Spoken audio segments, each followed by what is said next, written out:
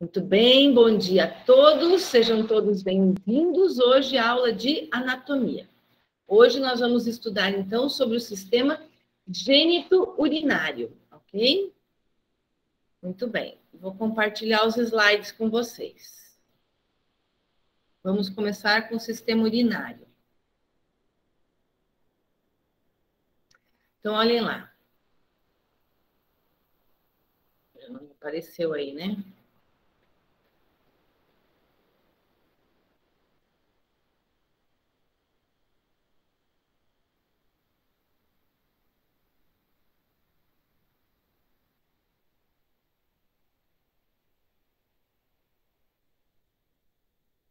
Só um pouquinho aqui, gente.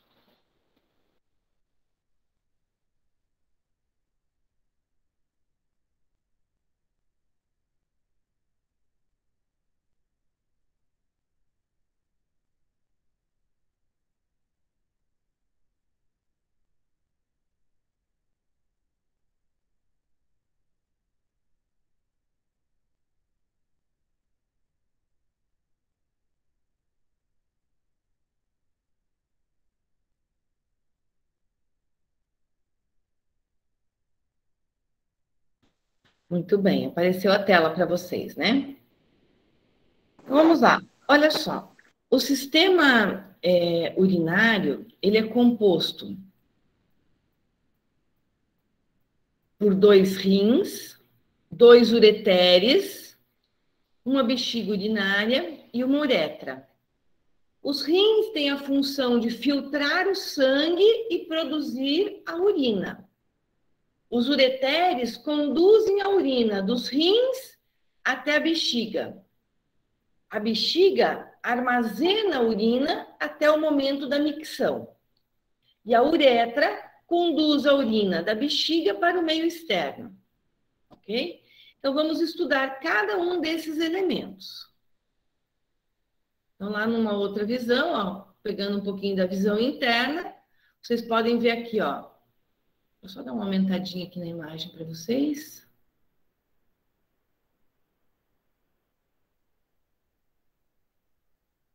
Aumentou um pouquinho?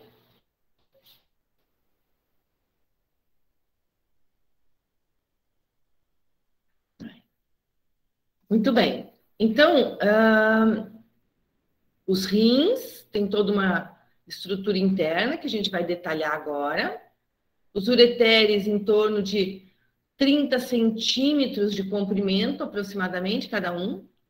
A bexiga, tá? Reparem que dentro da bexiga, vou dar um zoom aqui para vocês, olha só. Dentro da bexiga, a gente tem uma regiãozinha aqui, ó, que faz um triângulo, né? Esse triângulozinho é chamado de trígono da bexiga, tá? O trígono. O que é o trígono? São os 3 orifícios da bexiga, ó. Aqui tem o orifício do ureter, aqui o outro orifício e aqui o orifício da uretra, né? Então, essa região é chamada de trígono, tá?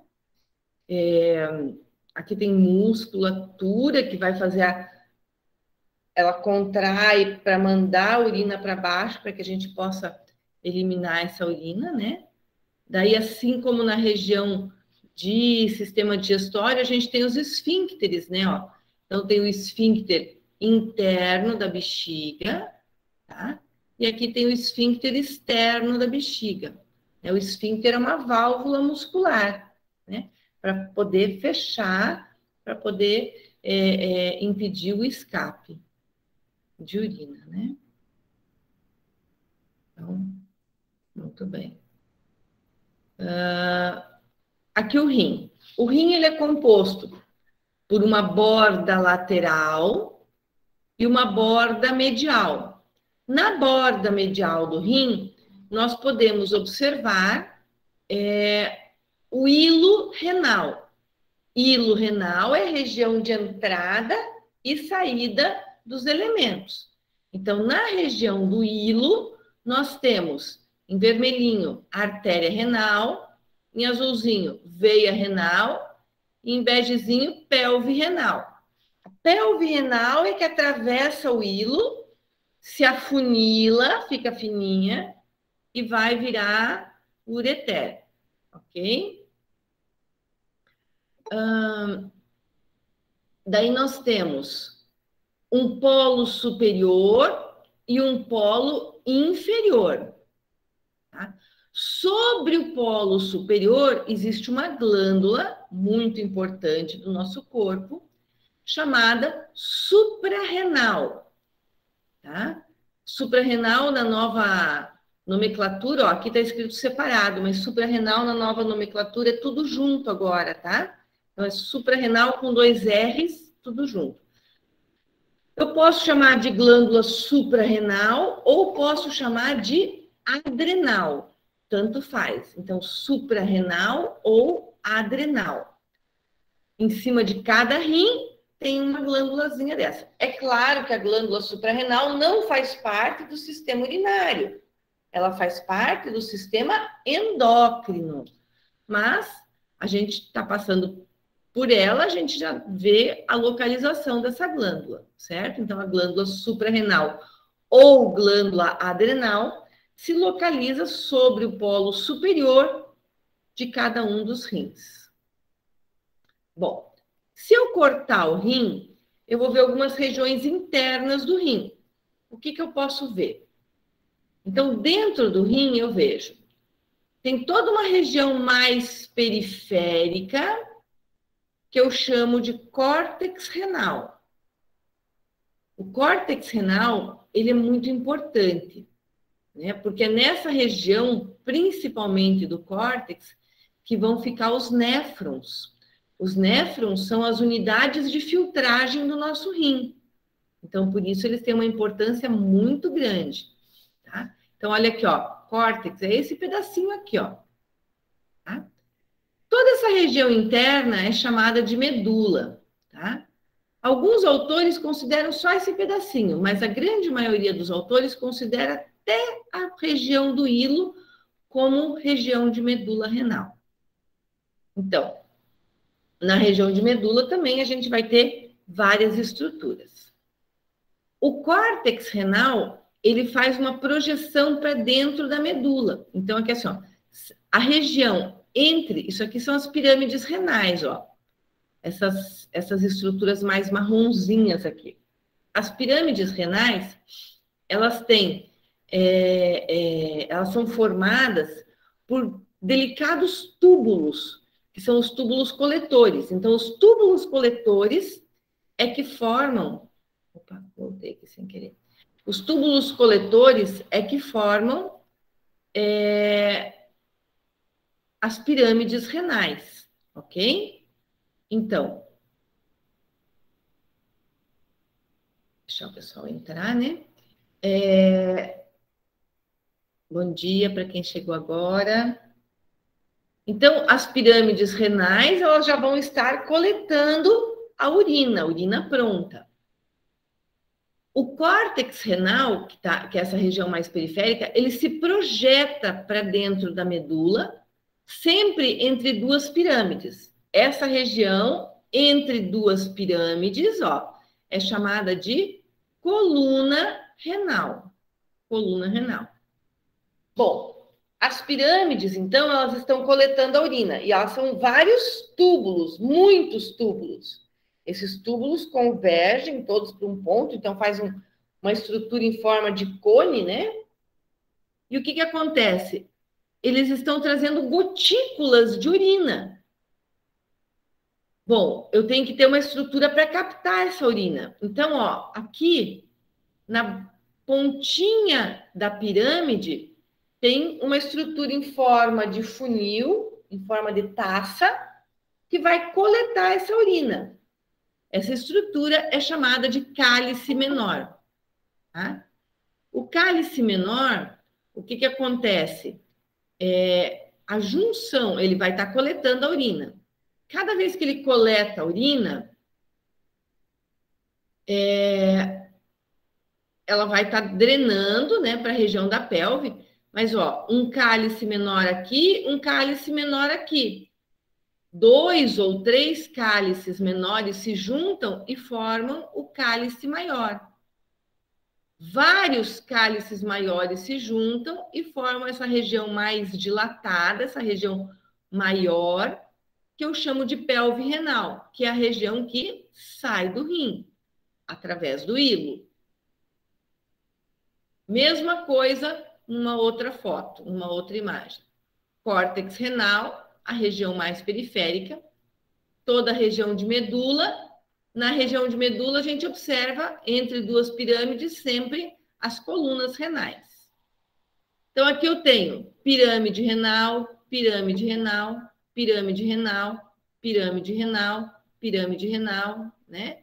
Sempre as pirâmides renais. Reparem, ó, como ela é toda riscadinha. Por que ela é riscadinha?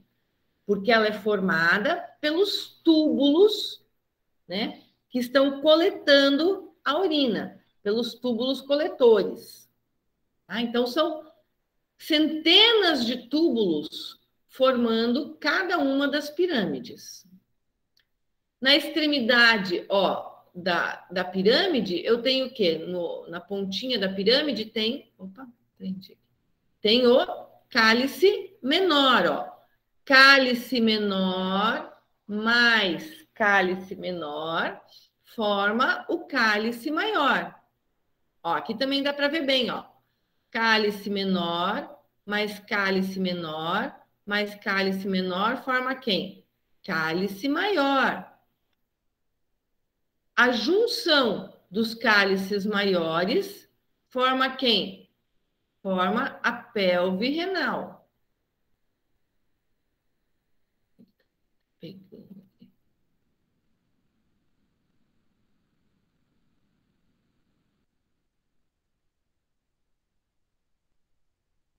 Tá de rebeldia comigo aqui. Esse mouse. Tá? Então, aí, ó, eu passo em cima, ele tá segurando a imagem. Então, o que acontece? A junção dos cálices menores forma a pelve renal, ok?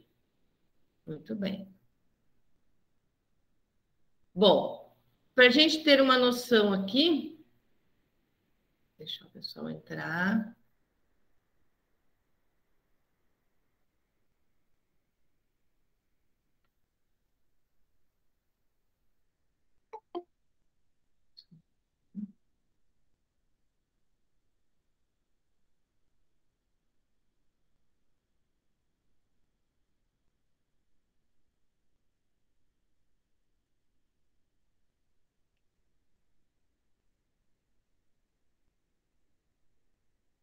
Só um pouquinho, gente. Deu um...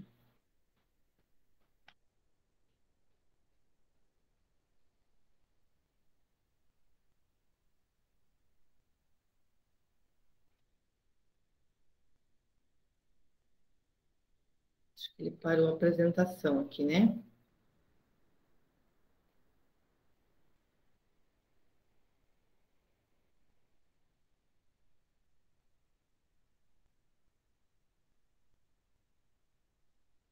Muito bem. Apareceu de volta para vocês lá? Sim. Sim. Então, olhem só. Aqui, para vocês terem uma ideia, então, da localização dos rins. Os rins ficam na região de retroperitônio, né, na região posterior, lateralmente à coluna. Então, lateralmente, então aqui vai passar a coluna vertebral, lateralmente à coluna, nós temos o posicionamento dos rins, né? Então, aqui, ó, lateralmente à coluna, na região posterior, tá? Os rins ficam lá na região de trás, ok? Nós podemos observar a artéria renal e a veia renal, ok? Muito bem. A mesma coisa aqui, ó, córtex renal, pirâmide renal, coluna renal, pirâmide renal, coluna renal. Na pontinha da pirâmide tem o cálice menor, aqui outro cálice menor, aqui outro cálice menor. A junção dos cálices menores forma o cálice maior. A junção dos cálices maiores, cálice maior, cálice maior, cálice maior, forma pelve renal, que é uma região mais dilatada. Pelve renal se afunila, sai do rim, se afunila e vira o ureter. Ok? Aqui também, ó. Então, a gente vê a localização e a gente vê aqui as pirâmides renais. Vejam, nessa figura, a gente pode ver uma coisa extra. A gente pode ver aqui, ó. Deixa a Gabriela entrar aqui. Aqui a gente vê assim, ó. Reparem que a artéria renal, ela entra no rim e logo, em vermelhinho aqui, ó. Logo que ela entra, ela lança um ramo para cada pirâmide. Esses ramos são chamados de artérias arqueadas. Para cada artéria arqueada, existe uma veia arqueada, ok? Só que aqui, né, não está simbolizado, uma está por baixo da outra, senão fica muito poluído o desenho. Então, essas artérias, elas são muito importantes. Por quê? Porque delas se originam várias artérias menores, ó. Estão vendo aqui, bem pequenininhas, lá no córtex, na região de córtex? Essas artérias menores são chamadas de artérias interlobulares. E na extremidade das artérias interlobulares se localizam as cápsulas de Bowman, que dão origem aos néfrons. Os néfrons são as unidades de filtragem do nosso rim. Então, o néfron, ele é muito importante, porque é ele quem filtra o sangue e produz a urina. Então, olhem lá, ó. Aqui nós podemos observar bem, ó. A artéria renal, as artérias arqueadas e essas bem pequenininhas, tá? Essas daqui, ó, são as artérias interlobulares, tá? Essas pequenininhas aqui. Eu não estou falando dessas maiores aqui, ó. Eu estou falando das bem pequenininhas. Artérias interlobulares. Na extremidade de cada artéria dessas tem uma bolinha, tem uma pontinha, que é a cápsula de Bowman. Então, ó, de novo, artéria renal, artérias arqueadas e artérias interlobulares. Então, olhem só, as artérias arqueadas, né? E aqui tem as artérias, aqui está simbolizada uma artéria interlobular. E lá em branquinho, ó, está desenhado um néfron, né? São os túbulos do néfron. Mas a gente vai ver ele em outro slide de uma forma um pouquinho melhor, um pouquinho mais nítida, um pouquinho maior, ó. Então, aqui, ó. Então, lá na pontinha, ó, aqui está a bolinha que eu falei, né? Essa bolinha, cápsula glomerular, também chamada de cápsula de Bowman. Então, essa cápsula, ela funciona assim, ó. Ela é uma cápsula e ela tem dois orifícios. Pelo primeiro orifício da cápsula, entra uma artéria bem pequenininha, uma arteríola, diminutivo de artéria, arteríola. Então, pelo primeiro orifício da cápsula, entra uma arteríola. Tá? Essa arteríola, logo que ela entra dentro da cápsula, ela se ramifica várias vezes, né? E essa ramificação é chamada de glomérulo. Tá? Essa ramificação é chamada de glomérulo.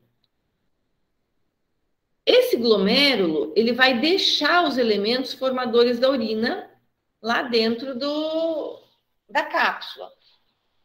E daí, pelo outro orifício, ó, então aqui, ó, aqui vocês estão vendo, ó, os rabinhos lá do glomérulo, né? Da arteríola entrando. Lá dentro ela se ramifica até se capilarizar ela se capilariza, tá? E quando ela se capilarizar, todo capilar tem permeabilidade de membrana, ou seja, ele permite que alguns elementos atravessem aquele capilar, saiam de dentro do capilar para ficarem dentro da cápsula. Então, o que vai acontecer? Essas estruturas, esses elementos formadores da urina, eles vão sair pelo outro orifício. O vaso sanguíneo entrou dentro da cápsula, deixou os elementos formadores da urina e saiu, ó. Veja que tem dois rabinhos aqui, ó. Um de entrada, um de saída. Ele entrou por um orifício e saiu pelo mesmo orifício. Pelo outro orifício, sai uma série de túbulos. E nessa região desses túbulos estará sendo formada a urina. Ok? Um processo que vocês vão aprender em fisiologia, como ocorre a formação da urina. Beleza? O que o corpo joga fora, o que o corpo reabsorve, né? Então, tem uma série de elementos aqui, uma série de fases na formação da urina. Bom, então, logo que esse túbulo sai, ele dá um monte de voltinhas. Túbulo que dá um monte de voltinhas, eu chamo de túbulo contorcido. Então, tenho dois túbulos contorcidos. Este aqui, que está mais perto da cápsula, e esse aqui, que está mais longe da cápsula. Então, o que está mais perto, eu chamo de proximal. E o que está mais distante, eu chamo de distal. Então, eu tenho cápsula de Bowman, túbulo contorcido proximal, alça de Henle e túbulo contorcido distal. Aqui, continua o túbulo, eu tenho um túbulo reto, e esse túbulo reto já está levando urina pronta. Ele é chamado de túbulo coletor. Ok? Então, repetindo. Pergunta de prova. Qual é o percurso microscópico da urina? Cápsula de Bowman, túbulo contorcido proximal. Esta alça recebe o nome de quem a descreveu pela primeira vez. Ela se chama alça de Henle. Henle se escreve H-E-N-L-E. H-E-N-L-E. Alça de Henle. Túbulo contorcido distal e túbulo coletor. Muito bem.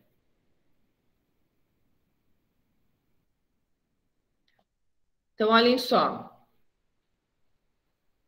Professora, poderia me repetir qual a pergunta que a senhora fez, que eu anotei aqui, mas não anotei a pergunta. Qual o percurso microscópico da urina? Aqui é a mesma coisa, ó. Reparem que nessa imagem eu tenho aqui eu vou aumentar um pouquinho para vocês.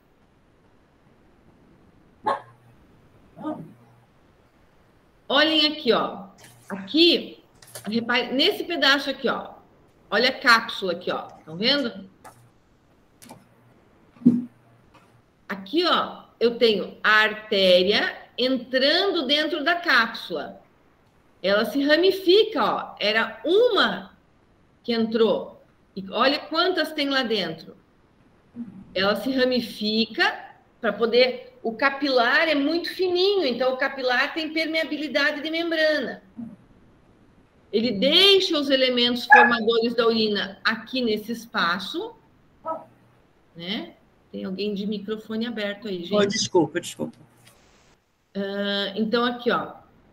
Entra, a gente vê ele se ramificando lá dentro e ele sai pelo mesmo orifício, ó. Então, este enovelado de capilares que fica dentro da cápsula recebe o nome de glomérulo. Então, quando vocês falam, o glomérulo renal, são centenas de glomérulos e eles ficam dentro das cápsulas de Bowman. Ok? Ou cápsula glomerular, eu também posso chamar, é sinônimo, tá? Então, olhem só, a cápsula de Bowman tem 2 orifícios, ó. O primeiro entra a arteríola, ramifica e sai pelo mesmo orifício. No segundo orifício, ó, está saindo em amarelo aqui, ó. Estão saindo os túbulos, tá? Então, ó, logo que sai da cápsula, nós temos o túbulo contorcido proximal, todo esse aqui, ó. Túbulo contorcido proximal. Na sequência, nós temos uma alça que se chama alça de Henle, também chamada de alça nefrótica. Depois da alça de Henle, nós temos o túbulo contorcido distal, porque ele está mais distante da cápsula. E, por fim, nós temos o túbulo coletor. O túbulo coletor, a junção de centenas de túbulos coletores é que irão formar a pirâmide renal. Vejam, quais são as estruturas que formam o néfron? O néfron é formado pela cápsula de Bowman, o glomérulo, o túbulo contorcido proximal, alça de Henle e túbulo contorcido distal, tá? Até aqui, até o túbulo contorcido distal. O túbulo coletor não faz mais parte do néfron, ele não é mais néfron, tá? Ele já é elemento formador da pirâmide. Então, se a gente pergunta para vocês na prova, quais são as estruturas que formam o néfron? Cápsula de Bowman, glomérulo, túbulo contorcido proximal, alça de Henle, túbulo contorcido distal. Isso é uma pergunta. Outra pergunta, quais são, qual é o percurso microscópico da urina? Daí começa aqui, ó, né? Cápsula de Bowman, túbulo contorcido proximal, alça de Henle, túbulo contorcido distal e túbulo coletor. Ok? Percebam que tem uma diferença entre uma e outra. Tá? Porque aqui no túbulo coletor a urina já está formada. E o néfron começa no glomérulo, porque o glomérulo é ele quem vai deixar os elementos formadores, ok? Aqui, ó, numa outra imagem eu posso ver a mesma coisa, ó. Aqui eu vou dar um zoom para vocês poderem ver melhor. Olha lá.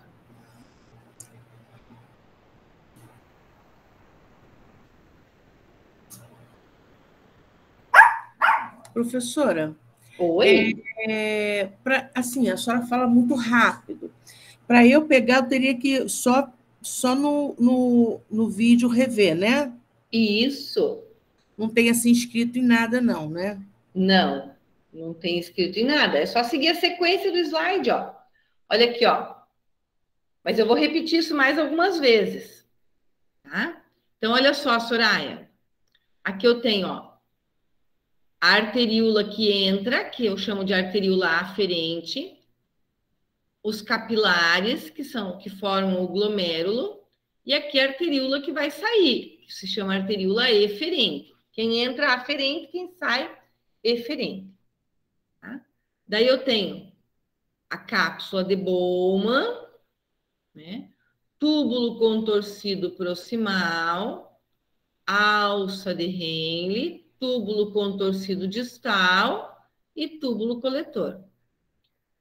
Eu falei que é uma possível pergunta de prova, não quer dizer que vá cair com 100% de certeza, tá, Soraya? Pode ser, entre pode ser e vai já, já é diferente, mas pode cair, tá bom? Eu vou ditar então para vocês, já que vocês querem anotar. Vocês querem anotar? Eu quero, professora. Tá bom, então eu dito para vocês. Percurso microscópico da urina.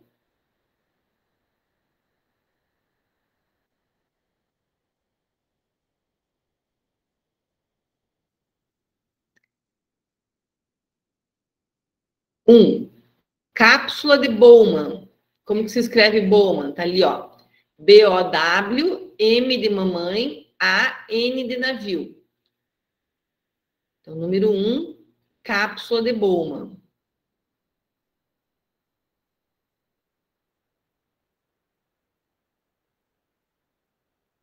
Número 2, túbulo contorcido proximal.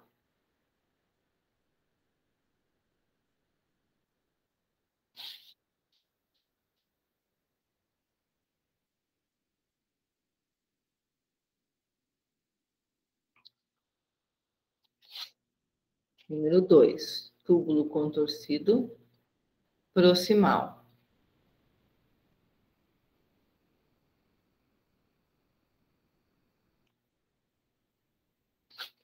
Número 3, alça de Henle. Alça de Henle. Henle se escreve com letra maiúscula, porque é o nome próprio.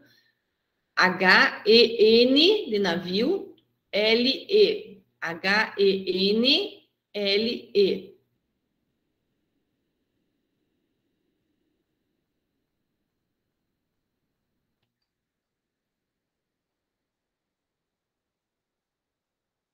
Número 4, túbulo contorcido distal.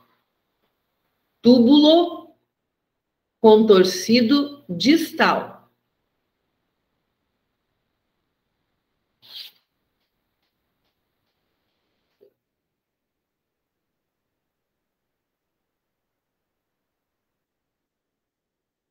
Número 5, túbulo coletor. Então, esse é o percurso microscópico da urina. Cápsula de Bowman, túbulo contorcido proximal, alça de Henle, túbulo contorcido distal e túbulo coletor. Seriam estruturas do néfron. Estruturas do néfron. Glomérulo, cápsula de Bowman,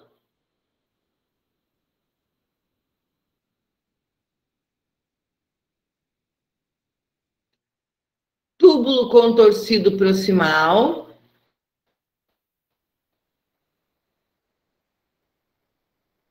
alça de Henle,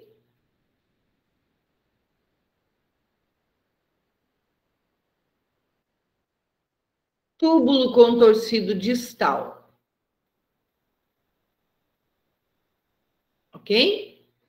Então, néfron, glomérulo, cápsula de Bowman, túbulo contorcido proximal, alça de Henle, túbulo contorcido distal.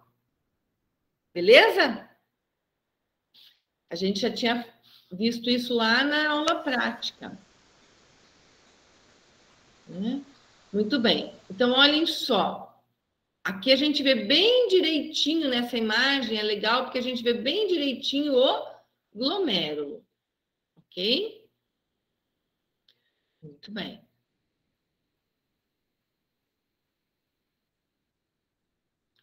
Mesma coisa aqui, ó.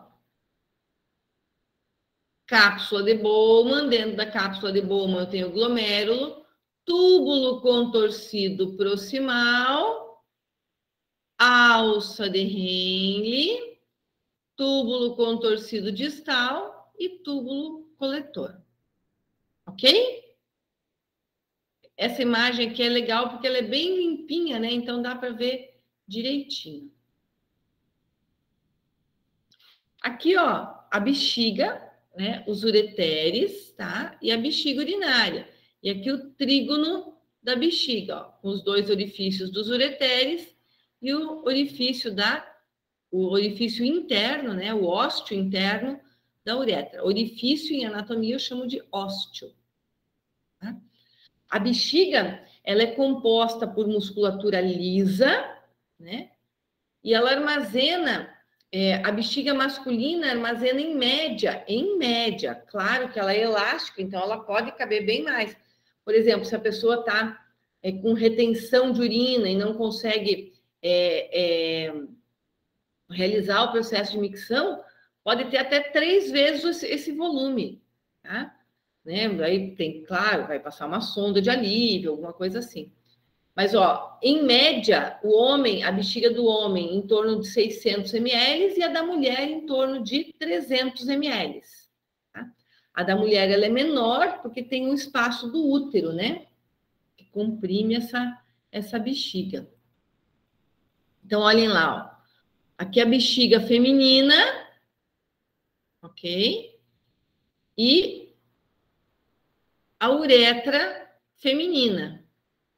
Então, vejam, a uretra feminina, ela tem em torno de 4 centímetros de comprimento, enquanto que a uretra masculina tem em torno de 20 centímetros de comprimento. Tá? Então, ó, ela é bem menor e ela tem uma espessa camada muscular. Vejam que isso aqui pode esticar, ficar bem esticado quando a bexiga é cheia. Né? E olha o tamanho da uretra masculina, né, da bexiga masculina e da uretra masculina. Ela tem toda uma porção interna que vai desde a bexiga, ultrapassando a próstata, até a região peniana. Né? Então, a bexiga masculina, a uretra masculina, ela é dividida em 3 partes. Ó. Ela é dividida numa região prostática, quando ela atravessa a próstata. Ela tem a uretra membranosa, quando ela atravessa uma membraninha que tem aqui, que é chamada de diafragma urogenital. E eu tenho também aqui, ó, nessa imagem, a uretra esponjosa, quando ela atravessa o corpo esponjoso. Tá? Então, vejam que a uretra masculina, ela tem um tamanho muito maior do que a uretra feminina. Isso faz o quê? Isso favorece a mulher ter mais infecções urinárias, porque as bactérias estão na nossa pele, né? Então, o que acontece? Essas bactérias que estão aqui na região genital, para chegar na bexiga feminina, são 4 centímetros. É curtinho o trajeto. Isso favorece infecções urinárias. Então, a mulher tem muito mais cistite do que o homem, por conta desse posicionamento aqui da uretra. Tá? Então, o que a mulher pode fazer para prevenir uma cistite? São várias coisas, vários itens, né? Primeiro de tudo, higiene, né? Banho, lavar a região genital adequadamente. Segundo, higiene na hora que vai no banheiro. Vejam que próximo ao canal da uretra, existe aqui, ó, o canal anal, né? Então, a mulher faz xixi, né? E processo de micção e o processo de evacuação, tá? Então, se for limpar, ao se limpar, depois de ir ao banheiro, de trás para frente, vai estar levando resíduos de fezes para a região da uretra. E isso é um dos grandes fatores de infecção urinária. Então, vai ter que se limpar de frente para trás, para não levar resíduo, tá? Outra coisa é o uso de roupas muito apertadas, roupas que não permitem uma transpiração adequada, né? Então, por exemplo, o uso de absorventes de uso diário também não é... tem uma umidade maior, precisa usar um absorvente de uso diário. Ou tem um escape de urina, precisa usar um absorvente de uso diário. Não é colocar aquele absorvente às 6 da manhã na hora que levanta e tirar às 11 da noite, né? Não, tem que fazer, tem que trocar durante o dia, porque se está usando porque tem uma umidade maior, então, né, tem que fazer uma troca, não pode deixar lá de eterno. Outra coisa, lavou calcinha no banheiro, não pode... Beleza, pode lavar a calcinha no banheiro, mas evita deixar secar no banheiro. Por quê? Porque o banheiro é um lugar úmido. Então, pode criar fungos ali naquela calcinha. Né? Então, não quer dizer que vai, mas pode. Então, evitar isso. Tomar bastante líquido para poder ir bastante ao banheiro. Porque quando a bactéria chega aqui, o que que ela gosta? Ela gosta de um lugar quentinho, úmido e escurinho. Quer dizer, a bexiga é o paraíso das bactérias, né? A bexiga é quentinha, a bexiga é úmida e ela é escurinha. Então, tem tudo que a bactéria gosta para se proliferar, né? Então, manter a bexiga urinária sempre vazia, ok? Para que ela possa evitar a proliferação. Outra coisa, teve uma relação sexual, no rala e rola, o que que vai acontecer? As bactérias que estão aqui na região genital acabam sendo empurradas para o orifício da uretra. E isso vai fazer com que facilite a chegada delas até a bexiga. Então, depois de uma relação sexual, o ideal é que faça, vá ao banheiro fazer xixi. Porque o jato da urina vai limpar o canal da uretra e vai diminuir a incidência de cistite. Tá? Então, claro, não precisa terminar e sair correndo. A professora mandou fazer xixi. Não, nada disso. Né? Pode dar uma descansadinha, depois vai lá e faz o seu xixizinho básico. Tá? Para que o canal da uretra para que o jato da urina limpe o canal da uretra. Tá? Preferência por calcinhas de algodão, ou que tenham pelo menos o forro de algodão para permitir uma transpiração adequada, né? Então, são algumas coisas que a mulher pode fazer para evitar a infecção urinária. Tá? Então, aqui, ó. Aqui a uretra masculina. Então, ó, aqui tá a bexiga, tá? Essa aqui é a próstata. Então, ó, aqui tá o canal da uretra, ó. Aqui, ó. Então, quando a uretra passa dentro da próstata, uretra prostática. Tem uma membraninha que ela tem 1 centímetro, mais ou menos, de largura, né? Que é o diafragma urogenital. Então, quando passa dentro dessa membrana, uretra membranosa. E quando ela passa dentro do corpo esponjoso, que é a região peniana, ela se chama uretra esponjosa. Aqui, ó, de novo a mesma imagem para vocês, ó. Aqui tem uretra prostática, uretra membranosa e uretra esponjosa. Eu vou aproveitar essa imagem e vou mostrar para vocês aqui, ó. Estão vendo que aqui junto do diafragma urogenital, ó, que é a uretra membranosa, tem 2 bolinhas aqui, ó. Essas bolinhas elas têm o tamanho da cabeça de um alfinete. São as glândulas bulburetrais, ó. Nessa imagem elas estão aparecendo bem, ó. Aqui também, aqui elas estão de amarelinho, ó.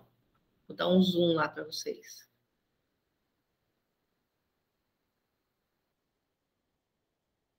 Opa, foi muito. Ó, aqui, ó. Tá? E aqui, ó.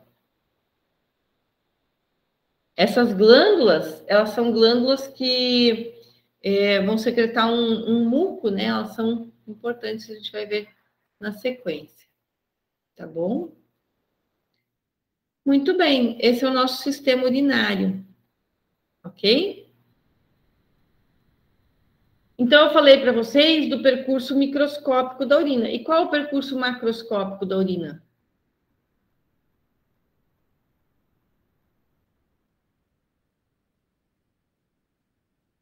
Quem me fala? Bom dia, professora. Coragem, Pirâmide André, vai renal, que eu te ajudo. pirâmide renal, Pirâmide cálice menor, renal. cálice menor, Aham. cálice maior, pelve renal, ureter, bexiga urinária e uretra. Perfeito, parabéns, André. Isso mesmo. Será que o André podia repetir um pouquinho mais devagar? Vai lá, André, contigo. Pirâmide renal, cálice menor, cálice maior, pelve renal, ureter, bexiga urinária e uretra. Marcou, Soraya? Isso aí, certinho. Ô, André, Nada, amigo, foi muito bom. André, Muito obrigado. metade do povo fala ureter, metade do povo fala ureter. Então é assim, ó. A gente aceita os dois, ok? Que eu vi que você ficou na dúvida, né? Ureter ou ureter. Mas é assim, ó. Eu vou te dizer a minha opinião. Por que que eu falo ureter? Porque ele não tem acento. Se ele fosse ureter, ele teria que ter acento. Porque as paroxítonas que terminam em R levam acento. Termina em R, não tem acento. Então ele tem que ser uma oxítona. Então ele tem que ser ureter. Então vai ser Fica ureter, meio a professora. meio. Entramos no português, né? Fica meio a meio, entendeu? Metade fala ureter, metade fala ureter. A gente aceita os dois. Ok? Bom, vamos lá. Continuando então. Sistema genital masculino.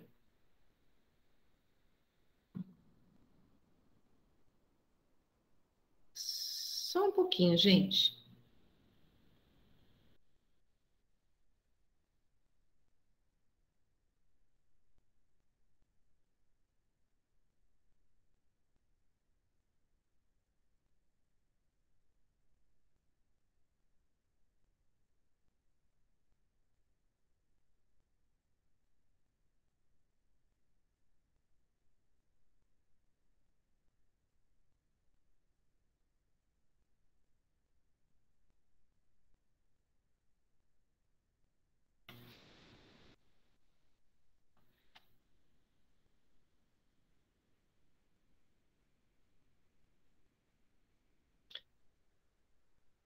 Então, vamos lá. Sistema genital masculino. Apareceu para vocês, gente?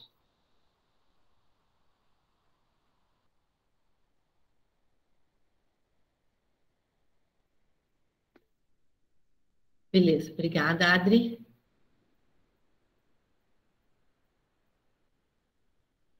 Obrigada, Ana. Vamos lá, então. Sistema genital masculino. Então, olha só. O sistema genital masculino, ele é o sistema que vai produzir os nossos gametas, né? Os espermatozoides, tá? Então,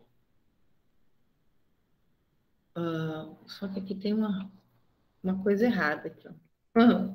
Entrou uma coisa do sistema genital feminino aqui, ó. Então, olha só. O sistema reprodutor vai reproduzir, então, os gametas para que, na hora da fecundação, óvulo mais espermatozoide formem o zigoto, né? Muito bem. Então, dentro do sistema genital masculino, o que que nós temos aqui? O que que nós podemos observar? Existem as gônadas. As gônadas são os testículos. São em número de 2, né? Vão produzir os espermatozoides e testosterona. A gente já vai detalhar cada um deles, tá? As vias condutoras de gametas, por onde os espermatozoides passam? Passam por uma série de túbulos, tá?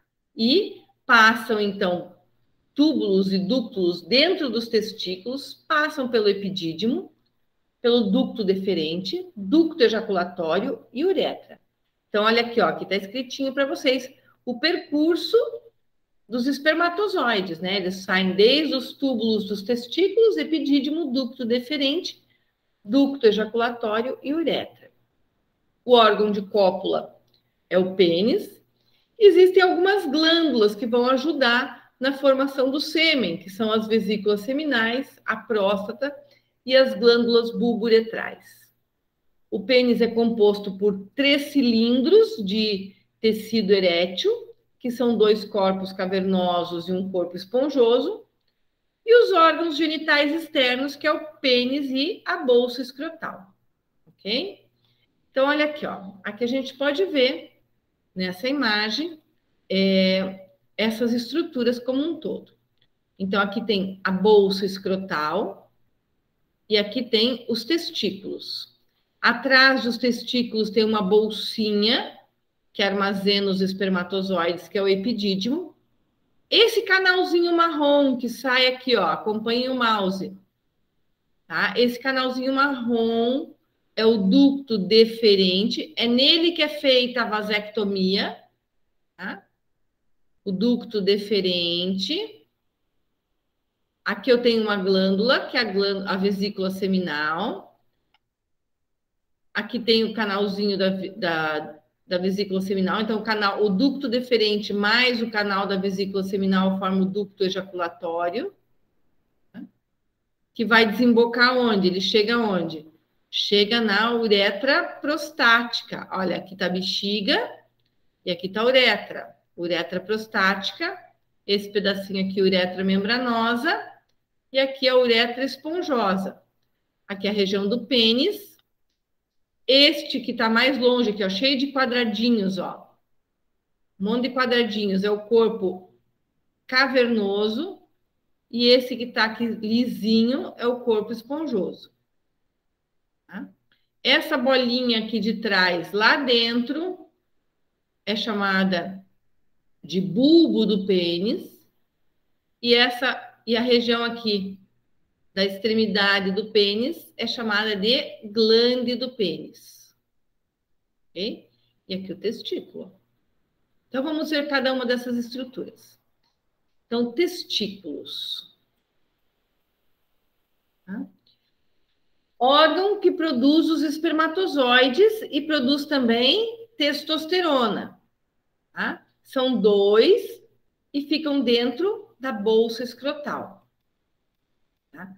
O epidídimo tem a forma da letra C e fica atrás dos testículos. Então, o testículo produz o espermatozoide e o epidídimo armazena. Então, ó, aqui o testículo, que produz o espermatozoide, e o epidídimo, que armazena os espermatozoides.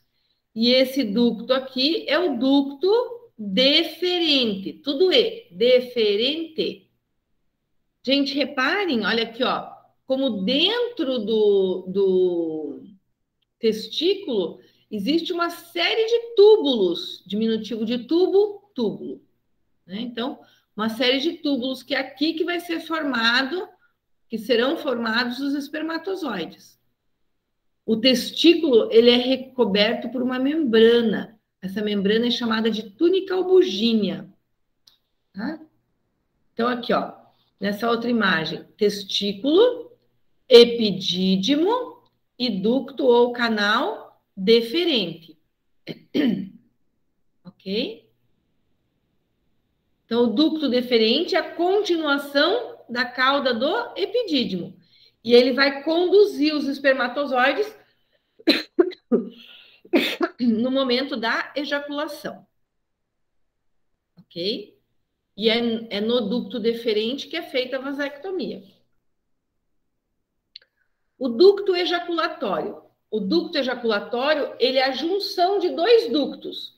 Ele é a junção ducto deferente mais o ducto da vesícula seminal. Esses 2 ductos se juntam e formam um terceiro ducto, que é o ducto ejaculatório. E que ele vai desembocar, ele vai soltar o sêmen lá na uretra. Então, olha lá, ó. Aqui é a vesícula seminal. Aqui é o ducto deferente, ó. Ducto deferente mais vesícula seminal, ó. 2 tubinhos que se juntam formando um só. Esse bem pequenininho, ele tem esse tamanho aqui, ó, gente, o ducto ejaculatório. Ele é bem pequenininho, tem 1 centímetro. Tá? Desemboca onde? Na uretra prostática. Ok? A uretra, gente, serve tanto para micção quanto para ejaculação. Então, é um canal comum a 2 sistemas, ao sistema urinário e ao sistema genital, ok? Então, a uretra tem em torno de 20 centímetros, tem um orifício lá na bexiga e tem um orifício lá na ponta do pênis. Tá? Então, tem 2 orifícios. Orifício eu chamo de ósteo. Então, ósteo interno da uretra, que fica na bexiga, e o ósteo externo da uretra, que fica no pênis. Tá? Então, a uretra atravessa a próstata, atravessa o assoalho pélvico e atravessa todo o pênis. Ela é dividida em 3 partes. A uretra prostática, quando passa dentro da próstata. Uretra membranosa, quando passa dentro do diafragma urogenital, que é aquela membraninha. E uretra esponjosa, quando passa dentro do pênis. Lá, ó. Uretra prostática. A uretra membranosa, que tem em torno de meio centímetro a 1 centímetro, ela é bem pequenininha. E toda a uretra esponjosa. Gente, sistema genital, a gente ainda não viu na prática, a gente vai ver, dia 8 agora, a gente vai ver o sistema genital lá na prática, ok? Então, aqui, ó, uretra prostática e uretra membranosa. Aqui, ó, bexiga, uretra prostática. Aqui, ó, esse risquinho aqui, ó, é o diafragma urogenital, né? Aqui também é o diafragma urogenital. Então, uretra membranosa e aqui uretra esponjosa.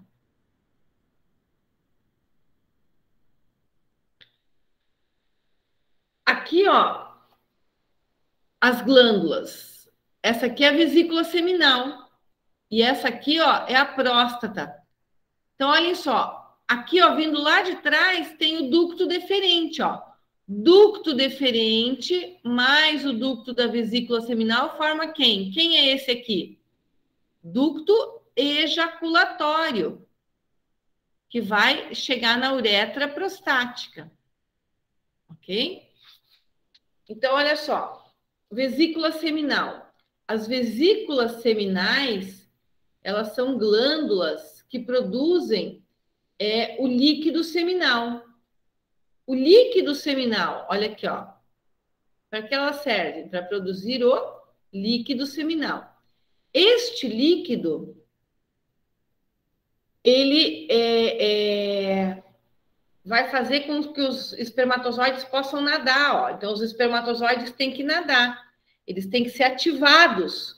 Ele vai ativar o espermatozoide para que ele possa fecundar o óvulo.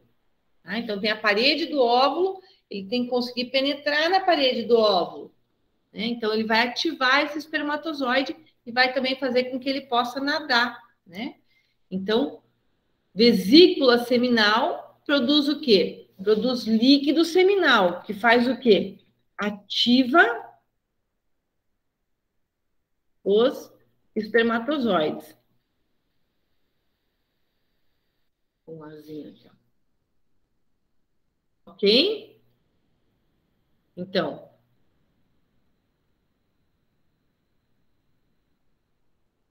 vesícula seminal, o que é mais importante dela? Saber, são 2, uma de cada lado lá da bexiga, ok? Vou por aqui, ó.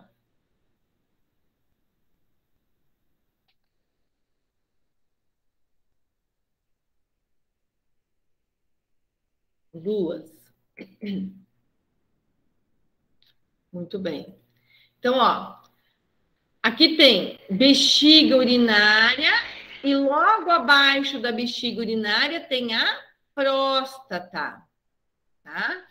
Aqui também, ó, nessa imagem dá para ver bem, ó, bexiga e a próstata. A uretra passa dentro da próstata. Então, isso às vezes é um problema, porque, por exemplo, quando tem um câncer de próstata, por exemplo, ele pode comprimir o canal da uretra. E às vezes não é só no câncer de próstata, existe também uma patologia chamada prostatite benigna, que é o aumento da próstata com o passar dos anos. Então, esse aumento, um aumento sem ser câncer, né? Esse aumento da próstata pode fazer o quê? Pode fazer com que comprima o canal da uretra e tenha dificuldade de micção, de urinar, né? Então, o que acontece? A gente observa que, com o passar dos anos, os homens precisam, por exemplo, tá lá deitado, precisa levantar para fazer xixi no meio da noite. Por que isso acontece? Porque ele não consegue esvaziar totalmente a bexiga, porque tem essa compressão no canal da uretra. Tá? Então, que faz uma dificuldade de micção, né? Então, tanto a prostatite benigna quanto o câncer podem levar a uma dificuldade. Podem, não quer dizer que vão, mas podem levar a uma dificuldade de micção. Prof, Oi, pode falar. por que quando dá câncer de próstata, sangra? Dá sangramento, assim, quando vai evacuar? Porque pode fazer lesões, né? Vamos mostrar aqui na figura. Quer ver? Ó, pode fazer lesões na região. E daí, junto com a urina, né? Pode, essas ulcerações, essas lesões podem sair para o canal da uretra e daí pode sair xixi com sangue. Né? Ah, tá bem, obrigada. Lembrando que o câncer, ele pode se infiltrar para as outras regiões, ele pode fazer metástase, né? Então, a prostatite benigna não, ela só cresce num local, né? Mas o câncer, ele pode fazer lesões, feridas, e pode ir para outras áreas, ele pode ir para o osso, ele pode ir para, né, fazer metástase. Metástase é a disseminação do câncer à distância. Tá? Pode falar, André. Professora, eu só queria tirar uma dúvida. Qual que é a real função da próstata? Porque, por exemplo, A num câncer de próstata, próstata, a próstata, ela vai produzir um líquido chamado, é o que a gente ia falar agora. Ela vai produzir um líquido chamado líquido prostático. O líquido prostático, ele vai dar volume e odor ao sêmen. Então, o sêmen, para que ele seja sêmen, para que os espermatozoides possam nadar nesse líquido, para que eles possam ter condições de sobrevivência, eles precisam juntar três líquidos. Um vem da vesícula seminal, que é o líquido seminal, o outro vem da próstata, que é o líquido prostático, e o outro vem da glândula bulbo-uretral. Tá? Então, o líquido prostático, ele vai fazer parte da composição do sêmen. Ele não produz espermatozoide, ela não produz espermatozoide nem nada, mas ela produz o líquido prostático, que vai fazer o quê? Que vai ajudar na composição do sêmen. ou seja, se tirar a próstata, para de ter, tipo, a fertilidade diminui. É isso. Pode diminuir, porque o sêmen vai estar, a composição dele vai estar alterada. Mas a próstata, não é ela quem ativa o espermatozoide. Quem ativa o espermatozoide é o líquido da vesícula seminal, é o líquido seminal. Tá? Mas ela vai dar volume ao sêmen. Então, vai ser um sêmen com menos volume. Então, pode alterar a fertilidade, porque vai ter dificuldade desses espermatozoides se locomoverem pela diminuição do líquido prostático. Mas não obrigatoriamente está estéril, não, tá? Porque ainda produz os espermatozoides de forma normal. Entendi. E ela não tem, tipo, um papel vital, assim, por exemplo, se eu tirar minha próstata, eu consigo viver normal ainda? Ou ela tem um papel vital em alguma parte do corpo? Não, Tipo, consegue viver normal. Tá? Só que, por exemplo, ela também vai ajudar a controlar a acidez do sêmen, né? É mais voltada ao sêmen mesmo, tá? As características do sêmen. Ah, sim, entendi. Muito obrigado. Mas não é órgão vital, assim, tipo, que nem pâncreas, fígado, não. Vive bem sem a próstata. E não vai afetar a função de ereção, tá? Então, o homem consegue ter atividade sexual sem problemas. Eventualmente, numa retirada, porque ali passam muitos nervos junto. né? Então, numa retirada, o que, que vai acontecer? Pode ter uma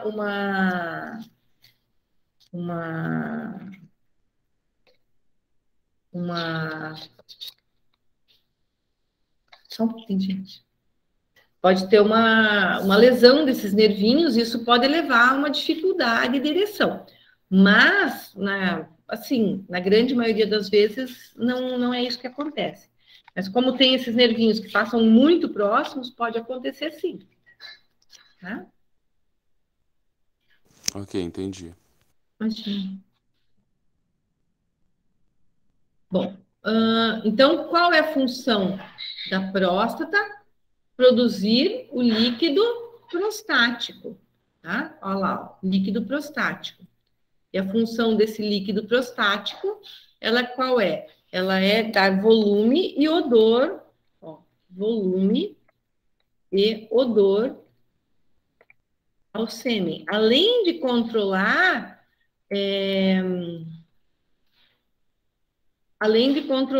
a parte de pH desse sêmen também, né? O equilíbrio ácido básico dele, tá? Bom, e tem uma outra glândulazinha, que é a glândula bulburetral. São glândulas bem pequenininhas, aquelas duas que eu mostrei para vocês.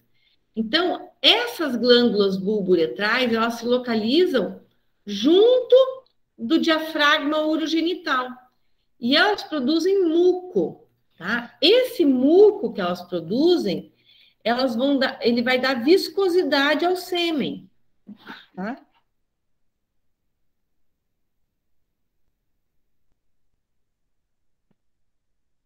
Então, ela libera um muco, esse muco fica ali na uretra.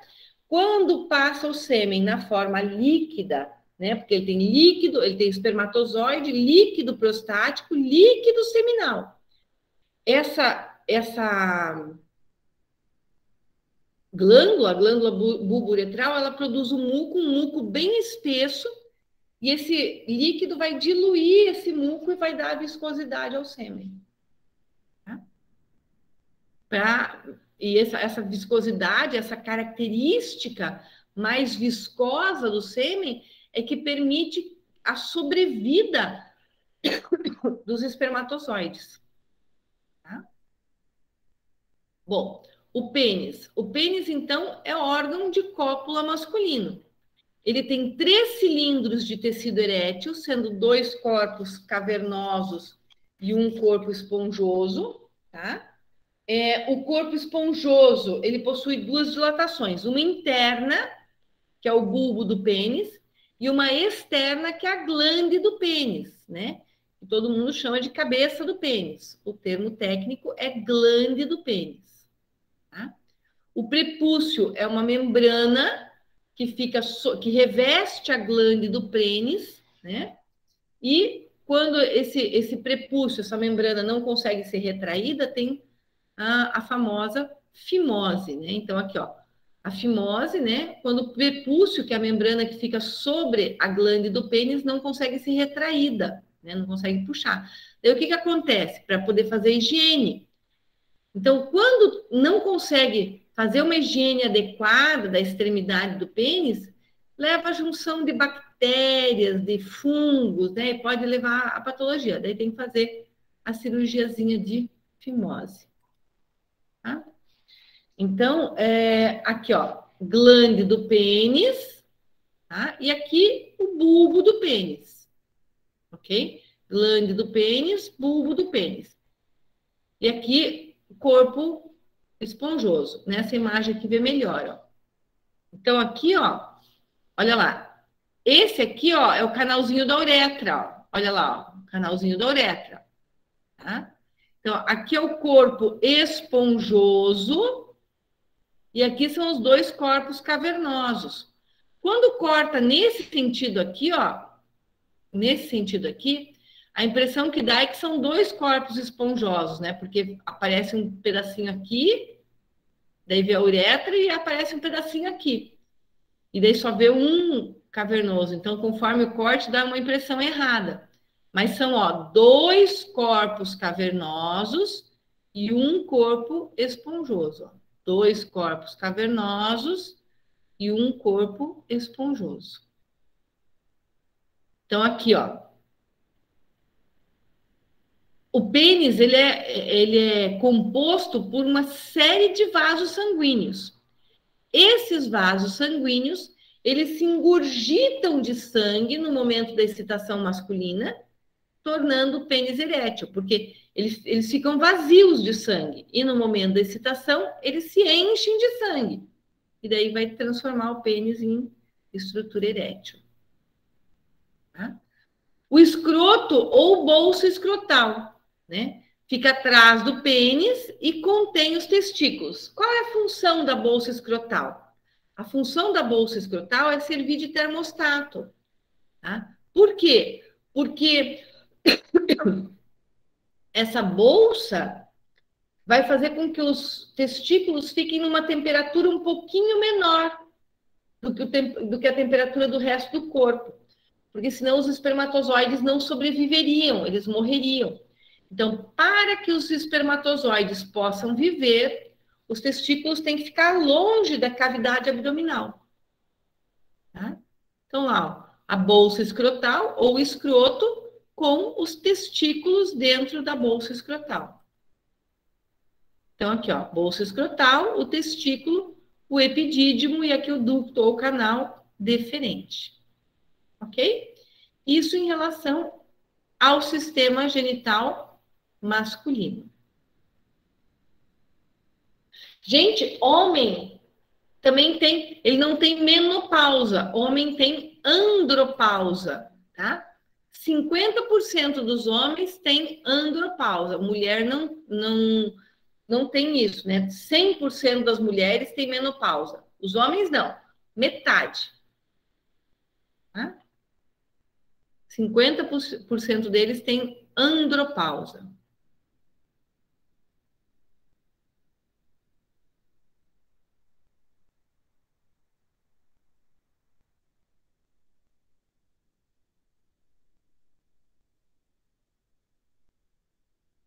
Um pouquinho que eu vou compartilhar aqui com vocês.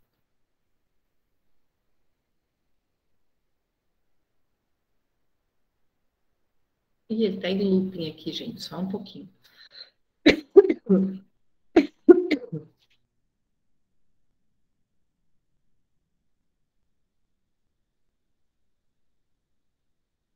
Espera lá, que eu vou tentar de novo aqui, porque ele tá em looping aqui, não quis compartilhar.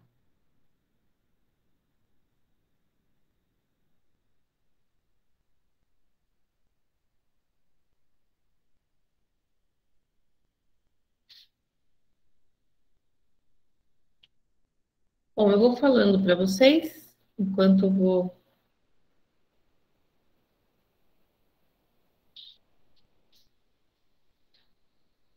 Deixa eu só ver se eu consigo aqui.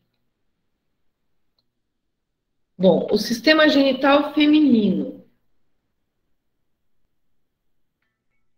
O sistema genital. Só um pouquinho, gente, vou só abrir aqui no outro, para eu seguir a sequência com vocês.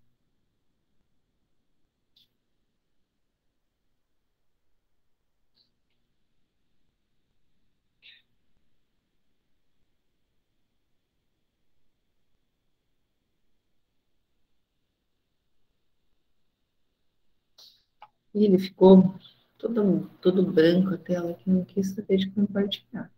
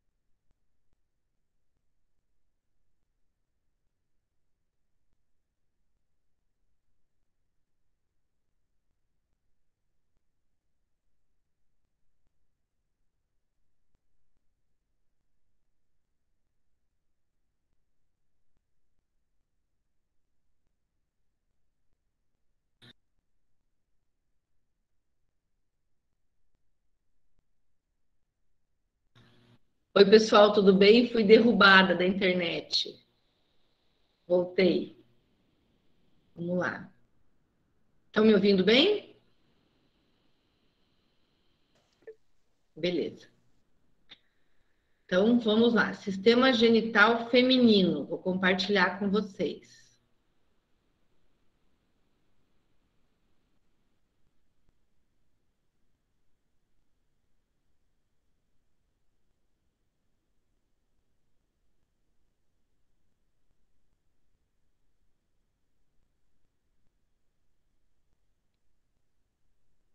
Então, olhem lá. Sistema genital feminino. Então, tem as gônadas femininas, que são os ovários. Os ovários produzem estrogênio, progesterona e os óvulos. As tubas uterinas, que são condutoras dos gametas, e além de serem condutoras dos gametas, é no interior das tubas uterinas que ocorre a fecundação. Útero é o local onde vai se desenvolver a gestação. Vagina é o órgão de cópula. A mulher também possui estruturas eréteis, assim como o homem, né? As estruturas eréteis da mulher são o clitóris e o bulbo do vestíbulo, que é a entradinha da vagina, né? E possui algumas glândulas anexas, que são as glândulas vestibulares, maiores e menores, que vão secretar muco para poder lubrificar o canal vaginal. Tá? Então, externamente, existe a vulva, tá? Também pode ser chamada de pudendo feminino, mas é um termo que ninguém usa, tá? Usa vulva. Vulva é toda a genitália externa. Toda parte genital externa junta é chamada de vulva, ok?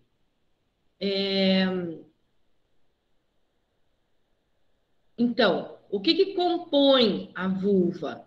Tá? É um monte púbico, né? Os grandes lábios, os pequenos lábios, o clitóris, a entrada da vagina, que é o bulbo do vestíbulo. Tá? Então, são estruturas que compõem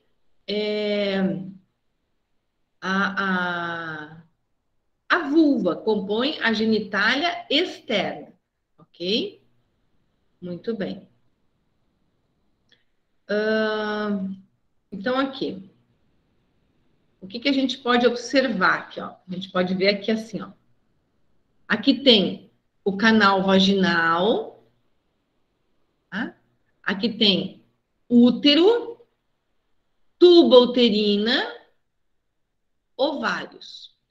Claro que cada uma dessas estruturas vai ter algumas outras, vai ter mais algumas divisões, né? Então, olha aqui, ó. Vou dar uma aumentadinha aqui para vocês. Então, aqui, ó, na região da vagina, a gente pode observar o quê? Que a vagina, ela é composta de pregas musculares. Então, a vagina, ela tem a capacidade de se adaptar, ela é elástica, né? Então, por exemplo, na hora do parto, tem que passar o bebê. O que vai acontecer? Ela é muscular, ela é elástica. Então, ela vai se dilatar e depois ela volta ao normal. Durante o ato sexual também. Tá? Aqui no fundo da vagina, lá no alto da vagina, tem uma cavidadezinha, ó, né, que vai para um lado e vai para o outro. Isso aqui é chamado de fórnix, ou fórnice da vagina. O fórnix da vagina é a região onde se alojam os espermatozoides no momento da ejaculação. Esses espermatozoides se alojam nessa região e eles vão ter que entrar dentro do útero, tá? O útero vai realizar espermatofagia, né, que vai consumir alguns desses espermatozoides, e por quimioatração, né, eles vão em direção à tuba uterina, onde existe o óvulo. E dentro da tuba uterina vai ocorrer a fecundação. A tuba uterina é dividida em istmo, porção uterina, ampola e a porçãozinha final é o infundíbulo. O infundíbulo contém umas franjas. Essas franjas são chamadas de fímbrias. Elas servem para poder captar o óvulo, tá? Então, olha só, o óvulo, ele vai ser liberado, né, pelo ovário, esse ovócito vai maturar, quando ele estiver pronto, vai ocorrer a ovulação e as fímbrias vão captar esse óvulo. Ele vai ser fecundado na região de ampola, dentro da tuba uterina, tá?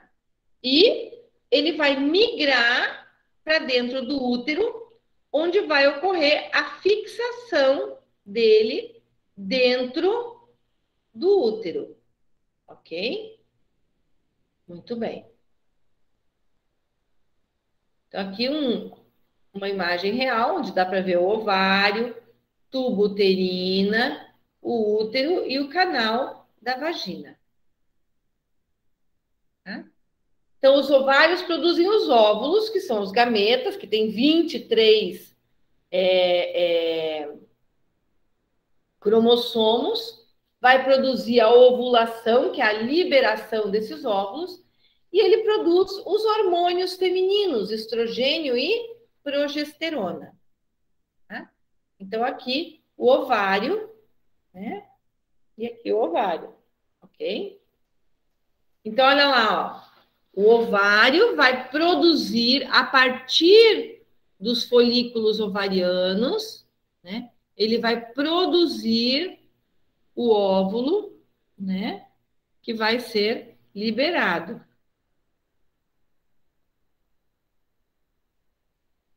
Ok? As fases dessa produção do óvulo, vocês vão aprender lá em fisiologia, ok? Então, vai haver a maturação e a liberação deste óvulo por conta de quem? Por conta do ovário. Parte lá do ovócito até chegar no folículo maduro. Professora, Oi, pode falar. quando a mulher entra na menopausa, deixa de ser produzido esse progesterona e esse estrógeno. Sim. Aí, quando se fala de reposição hormonal, é justamente passar a dar esses dois hormônios, é isso? Isso. Ah, O que acontece? Só que a reposição hormonal é uma coisa que tem que ser muito bem estudada. Por quê? Porque existem, na fase da menopausa, existe uma tendência maior a ter determinados tipos de câncer, né? Então, o que vai acontecer? Alguns tipos de câncer são hormônio dependentes. Então, o uso desses hormônios, dessa reposição hormonal, pode favorecer o aparecimento de alguns tipos de câncer. Então, nem sempre essa reposição hormonal está indicada. Tá? Então, tem que cuidar um pouquinho. Ela deve ser feita estritamente com o acompanhamento médico. Tá? no tempo Não que eu pode. conheci um pouco daqueles produtos da Herbalife, O quê? no tempo que eu conhecia, há uns 20 anos, aquele produto da Herbalife, Uhum. eles tinham uma proteína de soja, só que era isolado o fitato, que é aquela a defesa do vegetal, né? Uhum. Que aquilo faria a função do estrógeno, né? De repente, existem de formas naturais, né? Você está querendo dizer que pode ser ofensivo. Isso pode. Não, isso pode. Né? Reposição à base de alimentação não tem problema nenhum. O que não pode é a ingestão do hormônio propriamente dita. Tá? Isso poder pode, mas quem pode? Então, tem que fazer uma análise de todo o quadro familiar daquela pessoa, né, para ver se pode ou não, tá? Para ver se ela tem uma tendência maior a desenvolver um câncer ou não. Ok, obrigada. Imagine. Então, lá, ó, o ovário, né? Aqui um ovário normal e aqui um ovário policístico, ó, para vocês terem uma ideia. O que são esses cistos ovarianos? Os cistos ovarianos são folículos ovarianos que não conseguiram romper, que não conseguiram ovular, né? Não conseguiu fazer isso aqui, ó. Não conseguiu ovular. Ele volta para dentro e se incista. Tá? Bom, tubas uterinas. As tubas uterinas, elas vão transportar os óvulos, né? É dentro da tuba uterina que ocorre a fecundação e ela se divide em 4 partes: porção uterina, istmo, ampola e infundíbulo. Lembrar que é na ampola que ocorre a fecundação, tá? E o infundíbulo ele contém as fímbrias, né? As fímbrias são aquelas franjinhas que servem para ajudar na captação do óvulo, ok? Então, lá, ó, aqui tem a tuba uterina, né? A porção uterina é a região mais perto do útero, istmo, a segunda porção, ampola, essa região mais dilatada, e infundíbulo, a porção final, que contém as franjas, que são chamadas de fímbrias. Já vou aproveitar essa imagem aqui para mostrar para vocês. Ó, aqui tem a vagina, o colo do útero é a região que se comunica com a vagina, corpo do útero é a região intermediária e fundo do útero é a região superior do útero. Tá? O útero ele é formado, ele tem 3 camadas. A camada mais externa é chamada de perimétrio, que é uma membrana que reveste o útero. A parte do meio, ó, é o miométrio, é o músculo uterino, né? E a parte de dentro, aqui, ó, que está mais vermelhinha, ó, é o endométrio. O endométrio é a região uterina que sangra quando não acontece a fecundação. O endométrio descama e produz a menstruação, né? Aqui, ó, dá para ver bem a região do endométrio, a região do miométrio, e o perimétrio seria a membrana que envolve o útero. Isso aqui é um exame, ó, chamado histerosalpingografia, né? Que vai colocar contraste para poder ver se existe, se está pérvio a tuba uterina e o útero. Então, aqui, ó, o ovário e a tuba uterina. Aqui o óvulo e o espermatozoide ocorrendo a fecundação. Tá? Aqui, ó, um exemplo de uma gravidez tubária. Tá? Então, após a fecundação, olha lá, fecundou, o que tem que acontecer? Tem que migrar até o útero. Não migrou até o útero, ficou o embrião dentro da tuba uterina. Isso se chama gravidez tubária. Tá? Pode ocorrer também dessa gravidez vir para fora, ó, né? Então, o embrião se desenvolvendo aqui, ó, dentro da cavidade abdominal. Isso é chamado de gravidez ectópica, né? A gravidez tubária também é uma gravidez ectópica, tá? Então, a gravidez ectópica, ou seja, fora do útero. Então, o útero é que deve alojar o embrião, né? Ele tem o formato de uma pera invertida, ele tem o fundo, o corpo. Alguns autores dividem em istmo, que é a porção mais afunilada, e cérvix ou colo do útero, tá? Que é a região que se comunica com a vagina. Tá? E ele possui 3 camadas: o endométrio, que é a camada interna, que menstrua, o miométrio, que é a camada intermediária, que é composta por músculo, que vai fazer a contração uterina, e o perimétrio, que vai fazer o revestimento externo, protegendo o útero. Né? Menstruação nada mais é do que a soltura do endométrio. Tá? Quase acabando, gente, só mais um pouquinho. Tá? Então, aqui a gente vê, ó, o colo do útero, essa aqui é a região do cérvix, né? Ó, o colo do útero, aqui o istmo, o corpo do útero e o fundo do útero. Ovários e tubas uterinas. Tá? Então, aqui, ó, a membraninha externa é o perimétrio. Aqui o músculo miométrio. E lá dentro, os vasinhos sanguíneos que ficam dentro do útero são o endométrio. Tá? Então, aqui, ó, o útero aberto, né? E o canal do útero aqui, tá? Parte de istmo e o colo do útero. Tá? Aqui um útero fechado. Aqui, ó, um colo do útero, né? Uma colposcopia, que é o exame visual com um microscópio do colo do útero, para verificar se existe alguma lesão no colo do útero. Quando o Papa Nicolau, às vezes, dá alguma alteração, né? Então tem que dar uma... tem alguma lesão, tem que olhar com microscópio. O exame de olhar... não chega a ser um microscópio, é uma lente de aumento, né? Chama-se colposcopia. Uma curiosidade aqui, ó, que a gente pode ver, ó, esse colo do útero aqui é redondinho, ele tem um furinho, o furinho que vai comunicar, né, com o útero. Quando ele tem um furinho, é porque essa mulher não teve filhos. Se ele for em forma de risco, é porque ela já teve filhos. Então, o exame do preventivo, né, é o exame do Papa Nicolau, coloca o espéculo, esse aqui é o espéculo, abre o espéculo e vai ver o quê? Vai ver o colo do útero, ou cérvix. Tá?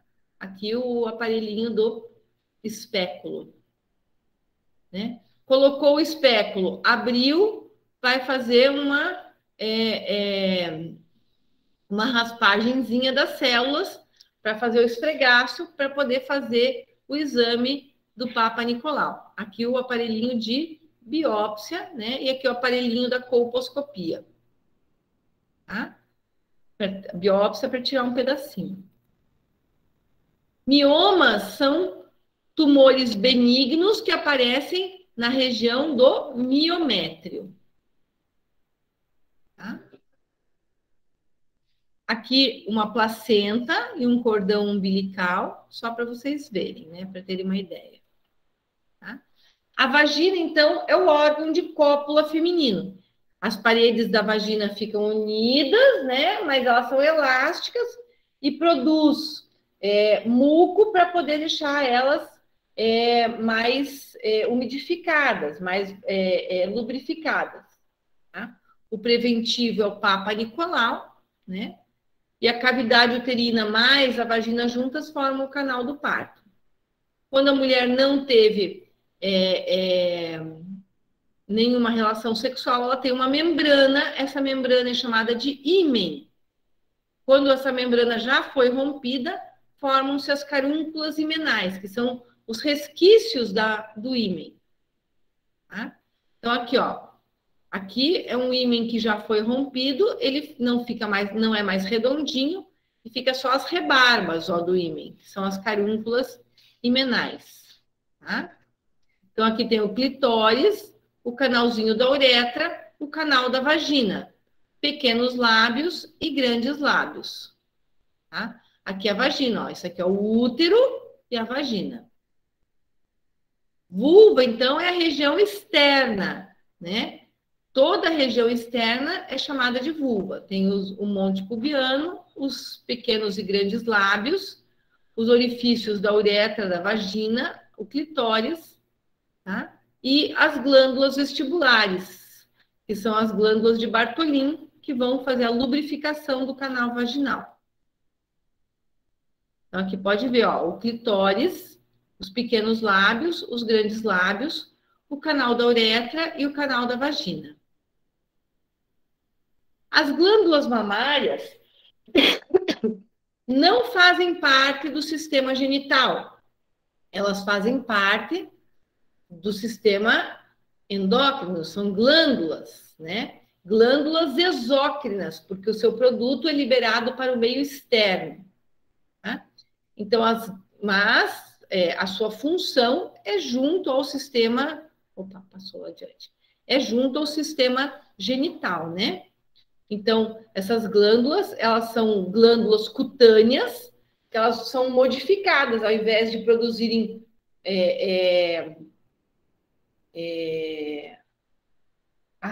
parte de tecido mais sebáceo, líquido, ela vai produzir o leite, né? E elas têm uma grande composição delas, então, é de tecido adiposo.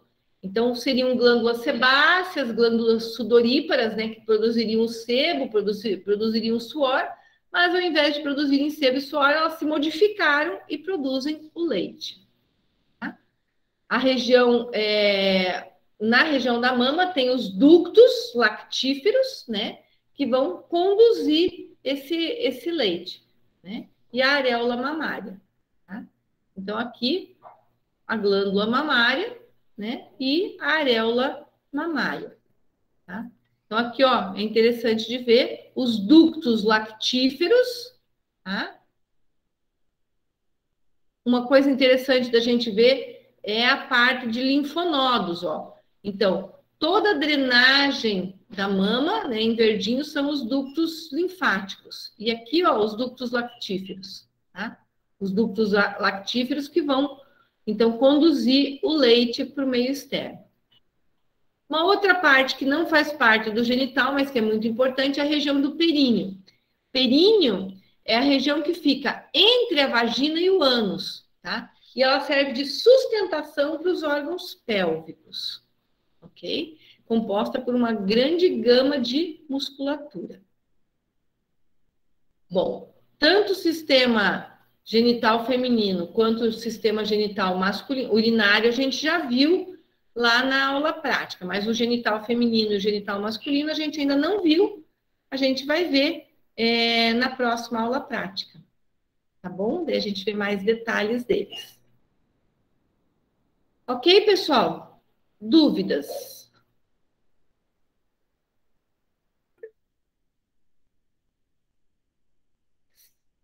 Tranquilo?